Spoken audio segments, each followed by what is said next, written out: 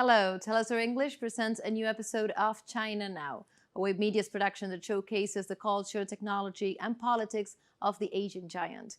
In this first segment, China Currents dives into the top stories of the week, including Trump's threats to BRICS countries and also the completion of the world's largest pipeline between China and Russia, among others. Let's see. China Currents is a weekly news talk show from China to the world. We cover viral news about China every week and also give you the newest updates on China's cutting-edge technologies. Let's get started.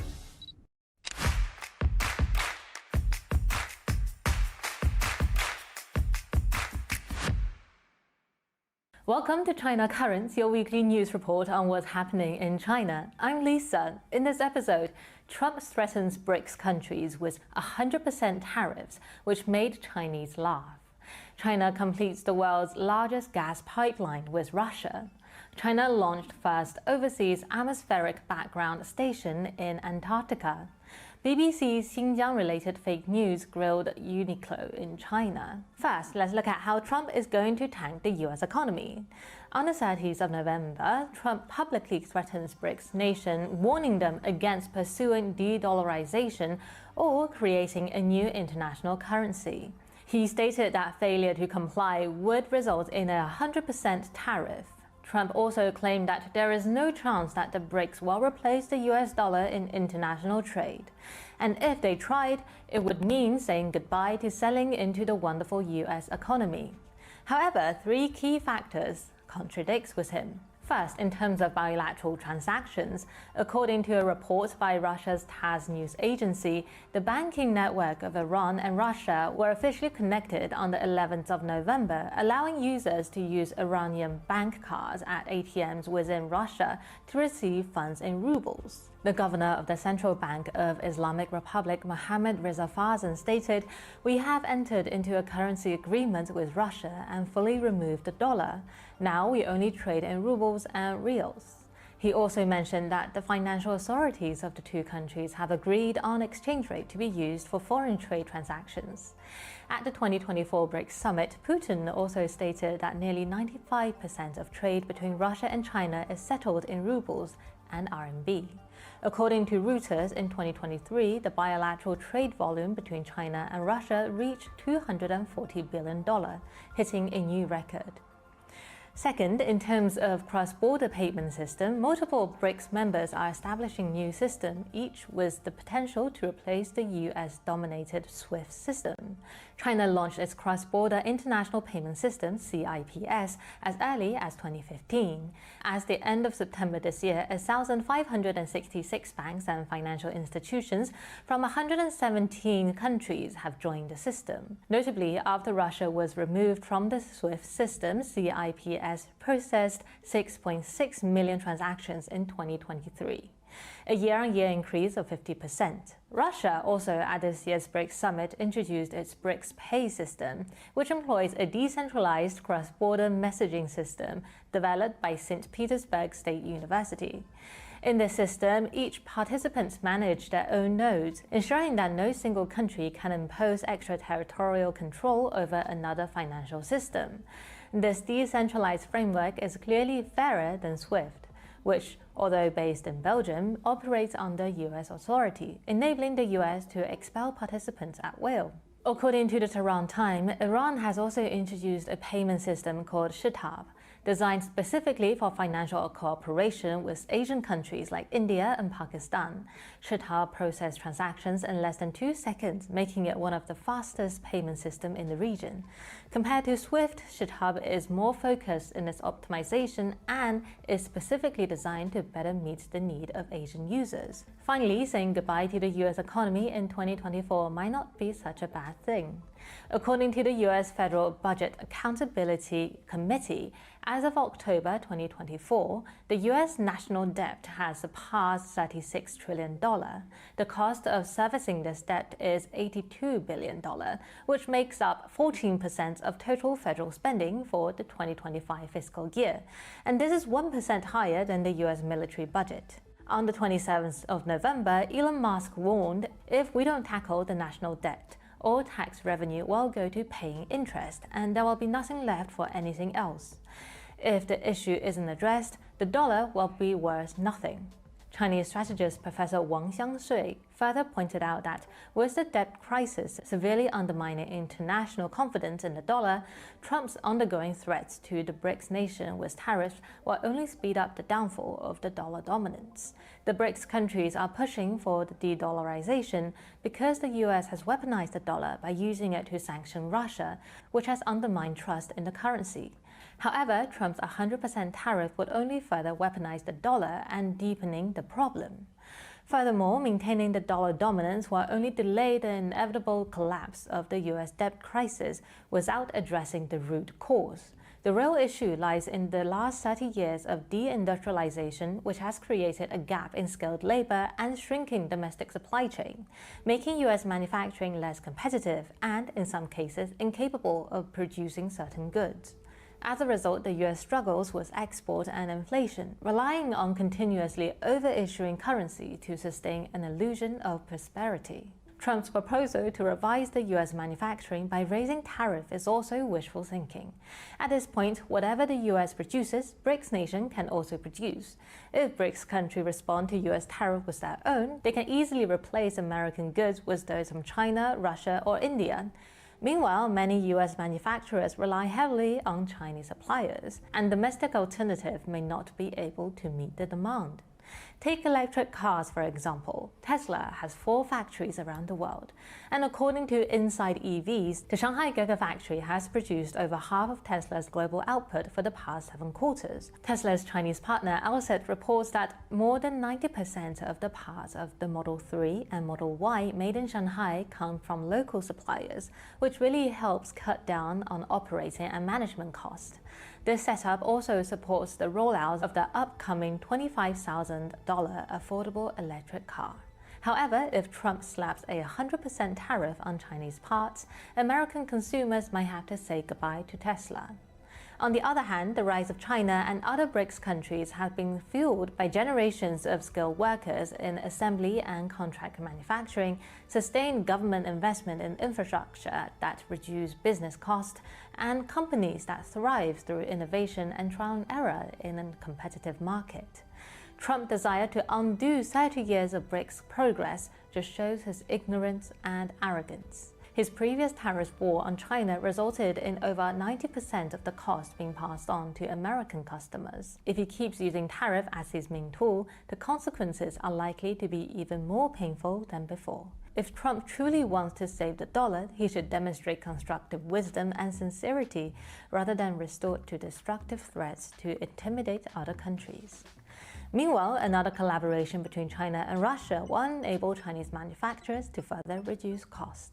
On the 2nd of December, China's single largest natural gas pipeline, the China-Russia East Route natural gas pipeline, is now fully operational. Stretching over 5,100 kilometers, the pipeline is destined for Shanghai. As the coldest time of the year descends on northern China, the demand for heating is surging. Signed in May of this year, the $400 billion project involves a pipeline that will supply 38 billion cubic meters of natural gas annually, which is enough to meet the heating needs for 130 million households for an entire year. In addition to securing energy supply, the project plays a crucial role in China's green transition, as natural gas produces significantly less carbon dioxide and other pollutants compared to coal. With a target to reduce carbon emission and achieve carbon neutrality by 2060, China is taking significant steps towards sustainability. According to Chinese state media, the gas pipeline is expected to reduce carbon dioxide emission by over 160 million tons and sulfur dioxide emission by 1.8 million tons each year. According to the International Energy Agency, China is the world's largest importer of natural gas, with its demand projected to exceed 40% of global consumption by 2024. It also reveals that China's natural gas imports surged by over 140% between 2013 and 2019. During the same period, data from One Earth indicates that PM2.5 concentration in Beijing dropped by nearly 38%. Moreover, northern China is rich in sunlight and wind resources, allowing electricity generation in these areas to become less reliant on coal and other fossil fuel. According to the government's website, China's domestic solar power capacity is projected to double by 2026, reaching 1,000 gigawatts. By 2030, the total installed capacity for solar and wind energy could exceed 3,030 gigawatts. China is also advancing the environmental agenda in Antarctica.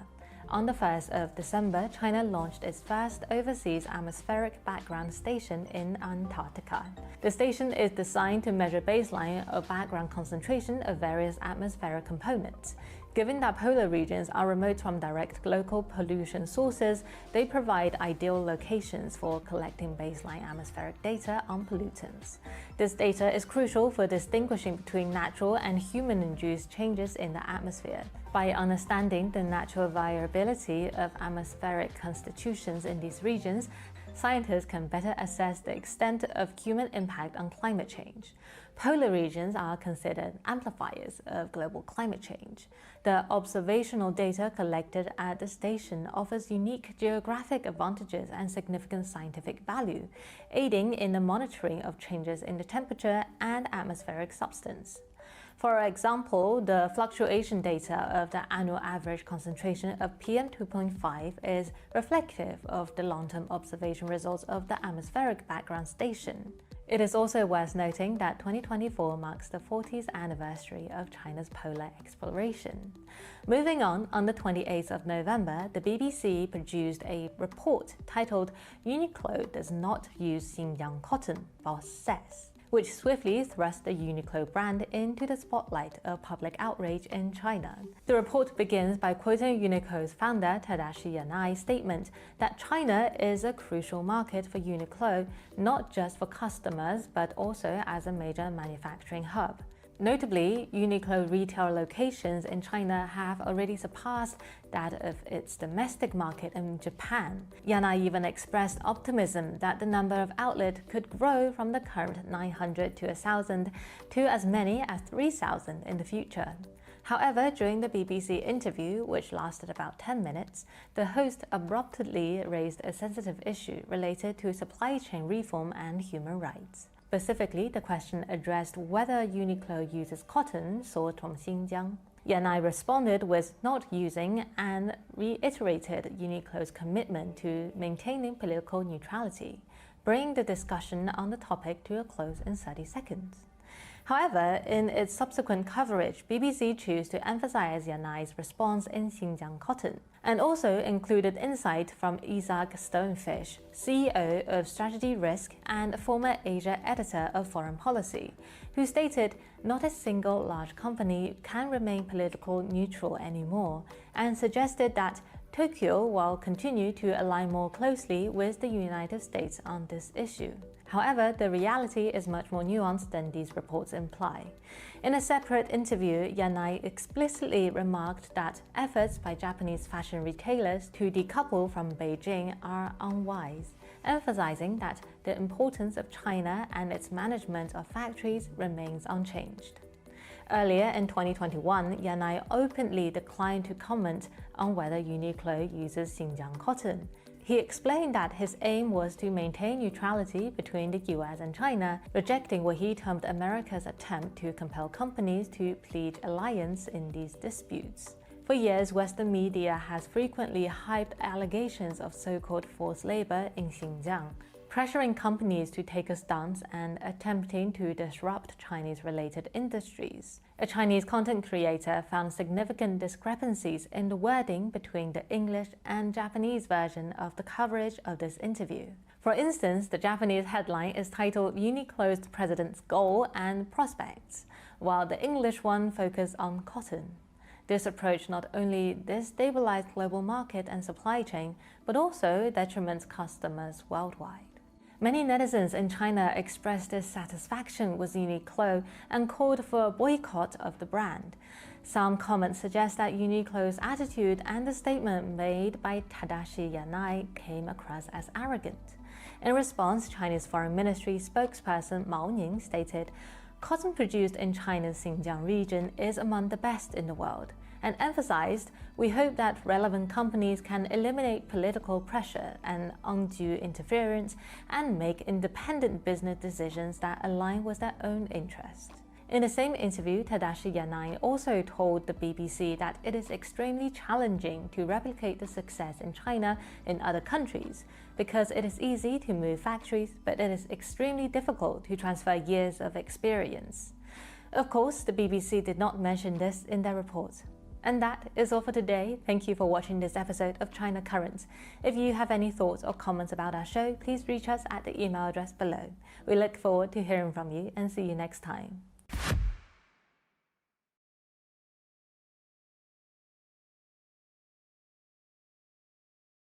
And we have a short break now, but we'll be right back with more China Now. Don't go away.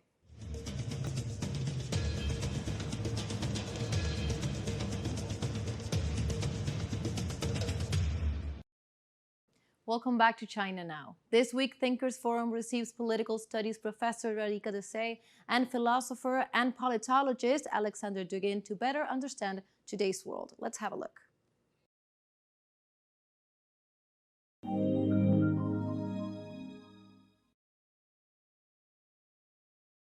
So I've entitled my talk, Crisis of Western Imperialism, Opportunity for the World Majority. You can doubt that the world's inherited institutions of international economic governance, erected after the Second World War, are in profound crisis. Sanctions, populism, friendshoring, de-risking, the deepening division of the world into two opposed camps, trade wars, technology wars, and wars pure and simple, like the ones that are going on precisely in this neighborhood, in Palestine, in Lebanon, in Ukraine, and elsewhere. These are among the proliferating causes. The crisis is said to be one of multilateralism, by which is meant the practice of international negotiation among a large number of the world's countries, if not all of them, to conclude common agreements for mutual benefit. Those who label the crisis in this way call for revitalization of this practice. However, multilateralism is actually thriving. The world majority, that is to say, the bulk of the world which is not included in the West, have tired of waiting for the imperialist West in its current dangerously petulant huff to demonstrate its much-touted multilateralism, and is getting down to the business of negotiating a still expanding set of alternative institutions, whether of trade or credit or investment or payments.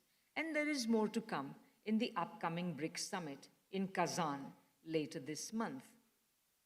The United States-led West, by contrast, and I will use the term to refer to the imperialist core of the world economy, as it was when the capitalist imperialism peaked in 1914, plus a small number of hangers-on that it has acquired since, as most clearly seen in a map of the countries that is imposing sanctions on Russia today. So this US-led West, which has for so long arrogated to itself the title of the keeper of the flame of this multilateralism, appears hell-bent on destroying the institutions it touted as its major achievements.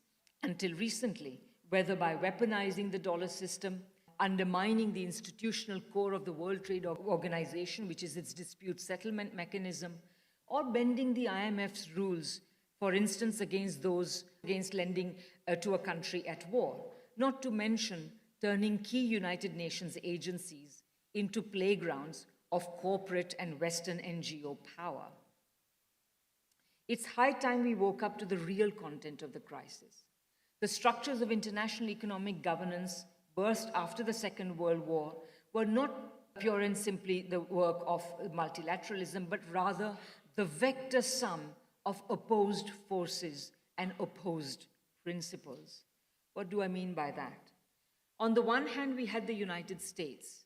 It sought to replace Britain as the managing segment of the world economy since the early 20th century, when it sensed that British power was waning. Having botched its first attempt to do so after the First World War, and according to its own leading intellectuals, I'm thinking of Henry Luce, the publisher of Life and Time magazines, got a second chance with the Second World War, it came to the negotiations at Bretton Woods and elsewhere seeking supranational rules, essentially world laws, itself masquerading as world state. That is, the United States saw itself as essentially the substitute for the world state. And these ambitions, which the United States had already nursed by then for several decades, are the true origin of the theory of US hegemony, not any real state of affairs waiting to be theorized. The United States, at Bretton Woods and elsewhere, and this historical conjuncture, sought to transform the rest of the world into the equivalent of domestic territory, making national states redundant, fusing the world economies into a seamless whole for the benefit of US corporations, including by diminishing its allies' empires. As Karl Polanyi put it in a remarkably insightful article in 1945, the United States wished to return to a pre-1914 system of universal capitalism, when in fact, as he put it in his great book, The Great Transformation, it had collapsed once and for all and could not be brought back to life. This is what had happened in the 30 years crisis of 1914 to 1945. And the world, as Polanyi saw it, had objectively inclined towards planned economies and sought multilaterally derived international rules and norms that would enable and foster them. This universal capitalism that it sought, the United States deployed the extraordinary dominance that it had acquired over the world's economy as the only ally which, while suffering no war damage, expanded its economy and loan portfolio as never before, as supplier of war material and credit to its allies. You see here a chart of US growth since the 1870s to about 2000. And the two big peaks you see there are the two world wars. You can see that the two world wars were the thing that really expanded the US economy. It's no wonder that the US economy is so addicted to wars. So that was the United States on the one hand. The opposed force was the rest of the world, which consisted of the United States' war-torn allies, as vulnerable to economic collapse as to the charms of communism, in an age when Uncle Joe was more popular in Europe than Uncle Sam, both at home and, of course, also in the sprawling empires of Europe. There was the Soviet Union and East European communist countries with their planned economies. And then there were the demands of the rest of the world, whether these countries were independent, as in Latin America and much of West Asia, or soon to be independent in Asia and Africa. And these demands were for industrialization and development. None of these three categories of countries could withstand the sort of liberal economy the United States sought to create without suffering economic damage and subordination, and they had no intention of doing so if they could help it. The story of the establishment of the structures of international economic governance after the Second World War is intelligible only if we understand that they were the outcome of an ongoing clash between these two principles of US supranationalism, sometimes helped by its allies and sometimes hindered by them, and the multilateralism of the rest of the world. The best way to understand US supranationalism is to understand that it as economically cosmopolitan. The German mercantilist Friedrich List used this expression in the mid-19th century to describe the sort of world order as envisaged by the then dominant capitalist country, Britain, designed for the benefit of British capital, a world opened up through formal or colonial or informal semi-colonial control for its commodities and capital, and to supply it with cheap commodities and labor. To this, List opposed the international world. So the cosmopolitan world is on the left here. It has no borders. It is simply a world over which the privileged, which can be controlled from London or New York or what have you. List, however, proposed a different type of world. To List, the world was international, a world of nation states, because he understood, as well as many others, including the United States' own Alexander Hamilton and mercantilists like Henry Carey, like Marx, like Keynes, and like today's development state thinkers, that a world in which some nations have already industrialized and therefore can command world markets, the only way for further industrialization, which is key to development in other nations, the only way for them to escape the fate of being subordinated to the dominant capitalist countries, of being their hewers of wood and drawers of water, is through the use of protection. And the entire slew of policies, infant industry protection, industrial policy, directed credit, export promotion, subsidies, tariffs, capital controls, among others. While such state-directed industrialization projects may fail, indeed we can see from the record of post-war attempts to develop in the Third World that there is absolutely no guarantee that they will succeed. No development is possible without them.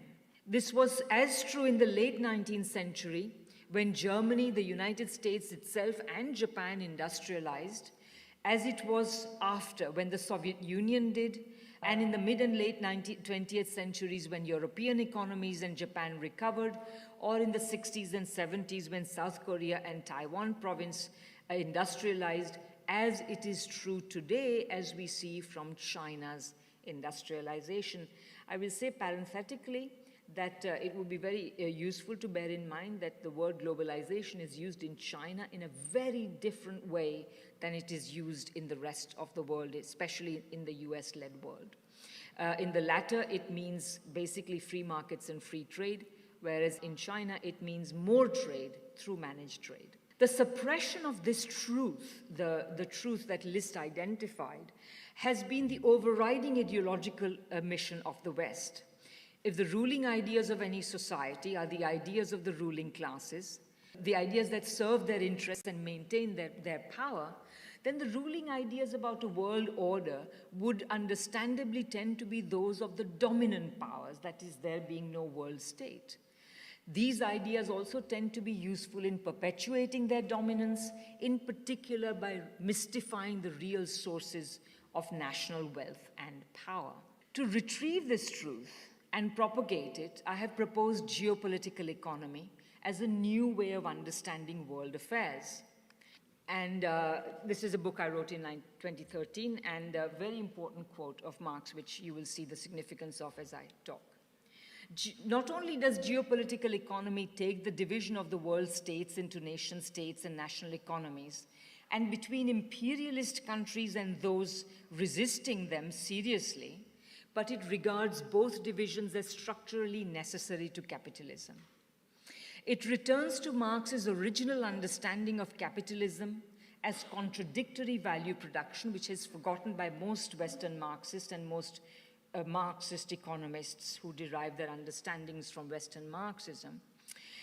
So it returns to Marx's original understanding of capitalism as contradictory value production, and his understanding of international relations as the relations of producing nations, hence not geopolitics and geoeconomics, but geopolitical economy. It considers imperialism to be rooted in the contradictions of capitalism. It considers anti-imperialist resistance by those nations that capitalist imperialism would subordinate as inevitable, and as therefore expressing the contradiction of capitalist international relations. It considers, like Marx, both nations and classes to be agents of history, contrary to so much Western Marxism, which does not take account of nations at all. Marx says here, if free traders, he said this in 1848 at the height of the version of Marxism, which is generally touted by so-called Western Marxists as being globalist before its time. He says, if free traders cannot understand how one nation can grow rich at the expense of another, we need not wonder these same gentlemen refuse to understand how within one country, one class can enrich itself at the expense of another. This shows that for Marx, nation and class were two agents side by side, working together to make history. A geopolitical economy further considers the resulting dialectic or struggle between imperialism and anti-imperialism to be the principal motor that has driven the evolution of the capitalist world order since its beginnings. We can also think of it as a struggle between what Trotsky called uneven development, which privileges imperialism, and combined development, which constitutes a response to it in the form of state-led development. Between the denial of development, which is the essence of imperialism, and the pursuit of development, which is the essence of anti-imperialism.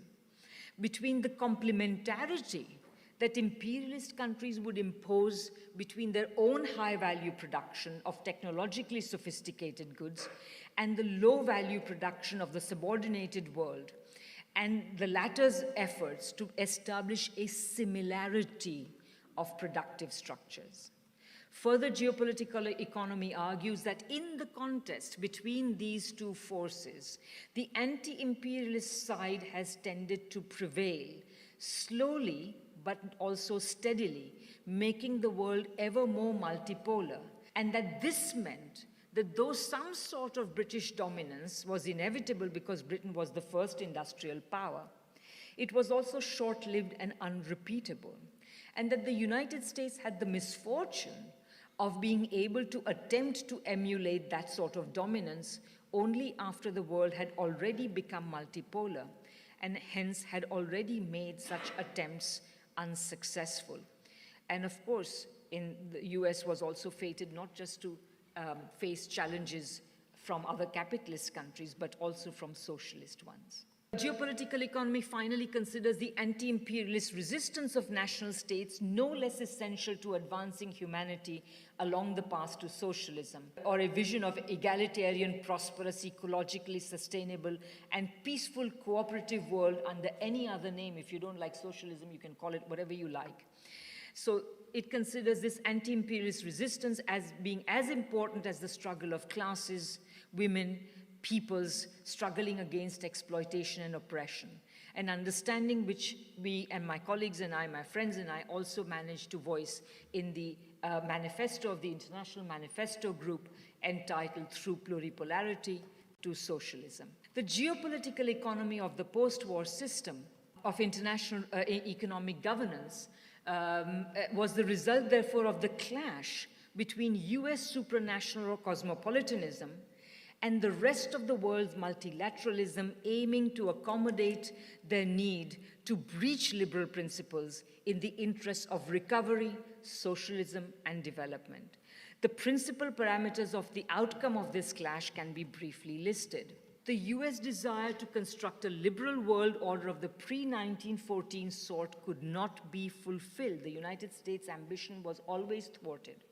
It had to accept the creation of a United Nations, and though it corrupted its one nation, one vote principle with the permanent members of the Security Council, it had to its goal, had to include within those 5 permanent members the Soviet Union and China. And of course, the creation of such a United Nations also led the United States to create NATO as an alternative institution for the furtherance of its supranational ambitions. Though the US used its war-wrought power to prevent any alternative to the dollar, such as Bancor, issued by a multilateral international clearing union as proposed by Keynes, from being realized and left the world with no alternative to the dollar, it had to agree to continue backing it with gold, and it had to accept capital controls. It had to agree to a multilateralist ITO, the International Trading Organization, and though Congress failed to approve it, the fallback GATT also operated on a multilateral basis and eventually had to not only accommodate European needs of recovery and therefore manage trade, but also further in the 1970s during the Tokyo round, the Third World's demands for a new international economic order. Though the US scored its biggest victories with the IMF and the World Bank, securing vetoes for itself in their design, they would remain relatively obscure until their heyday in the 80s and 90s. And the communist world remained outside these institutions, at least the IMF and the World Bank, which they saw as branches of Wall Street. We cannot examine the evolution of these institutions in any detail here, but 2 points may be noted. The Third World push for multilateralism culminated in the demands for the new international economic order, or many of these demands, to be realized in the Tokyo round of GATT negotiations. And the 1980s, and particularly the 1990s, witnessed a short-lived phase of US supranationalism. However, this period remained brief. By the early 2000s, people were talking about BRICS, and by the 2010s of multipolarity.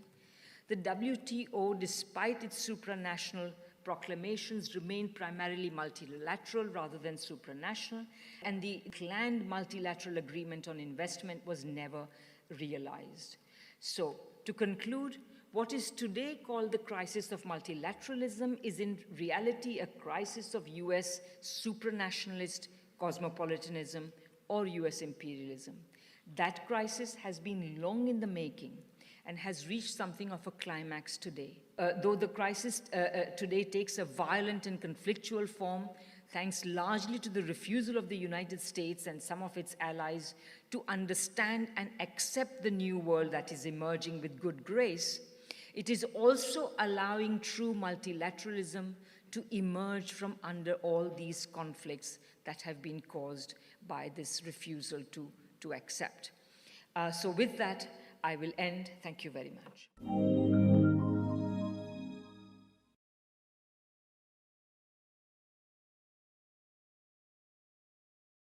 I think that the topic that is central in your gathering in the South Africa is of highest priority. To think about the place of the African continent and African countries and African people in the context of emerging multipolar world order is the central point, is a most important thing to think of, to discuss and to elaborate. Because first of all, we need to understand that world order is changing now under our eyes. The previous unipolar world order based on the unipolarity, on the hegemony of the West, of the globalist liberalism and capitalism and colonialism is over. The time, epoch, the age of domination of the West over the rest is over. A new world order is taking shape just in front of us. It is multipolar world order. African continent should be united and should become the real independent pole of the multipolar system. It is not enough to have in Africa such big countries and powerful countries as South Africa or Nigeria or Ethiopia or the other. So there are many serious and strong African countries, but they are incomparable in front of the other poles. In order to grant to Africa the real sovereignty, or that could be comparable with the other pole, we need to unify Africa. And that the relevance and the central place of Pan-Africanist movement appears here. From the very beginning of anti-colonial struggle of African people, the best minds of African continent, Leopold Senghor, Krume, Sheikh Anta Diop, and many others, they dreamed about this unified Africa, Africa that will transcend the artificial post-colonial borders, cutting the tribes, the ethnic groups, the cultures, ancient African political entities, and imposing the colonial rules for the post-colonial Africa. So we need to think about how to help to the Africa to become independent pole, the big space, how unite Africa on the spiritual level, on the economical level, on the financial level, on the security level. So we need greater Africa as the new pole of multipolar world. And in order to do that, we need, first of all, to help to the African peoples to decolonize them finally, because after political decolonization. The colonial presence of the ex-colonial powers is still here in the mind of African people.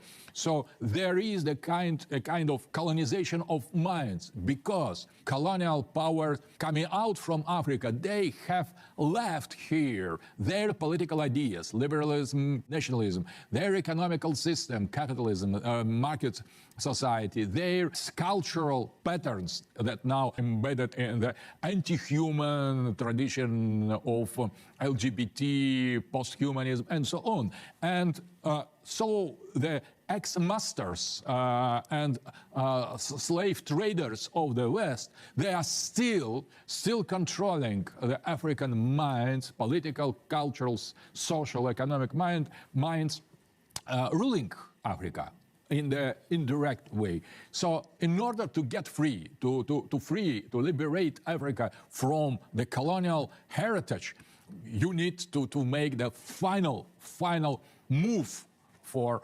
African liberation and decolonization of mind. And decolonization of mind could not happen only in one African country taken separately. So in order to re-establish the dignity of African culture, autochthonic African culture, we need to work together, to bring together different African people, and to create greater Africa basing on African spirit, on African idea of anti-colonial, post-colonial, somehow pre-colonial identity. You know that your people, African people, suffered many years, the centuries from the Western colonialism. So many dead, so many enslaved people, so many suffering, violence, rape, humiliation of African identity. And you have passed through all these proofs. And now it is time to revenge. But the revenge should be repetition of the same attitude as the colonial masters have exercised against your heroic and rich, spiritually rich people. It is not African way to respond. I think the best revenge of the Africa is to make Africa great, greater than before, to unite Africa, to show the example of flourishment and prosperity of independent African pole, civilizational state of Africa. So I think that will be the revenge, if you show your ex-colonizers the better way out of the present global crisis that the West is drowned in. So I think to restoration of the African greatness, the African dignity, that will be the best answer for those who tried to keep the African population as the slaves, as the subhuman, making genocide. For example, I could not without tears read about genocide of Khoisan people in Southern Africa, because the Anglo-Saxons and somehow Germans as well, they have totally eradicated the Tanos population, and how many Bantu people and other people, all people of Africa, how much you suffered from this colonization. It is impossible. It is incredible. And the West could not recognize fully its crime, because they tried to control still, to impose their rules, their principles, their values in African continent. And they don't help in the reality to the African revival.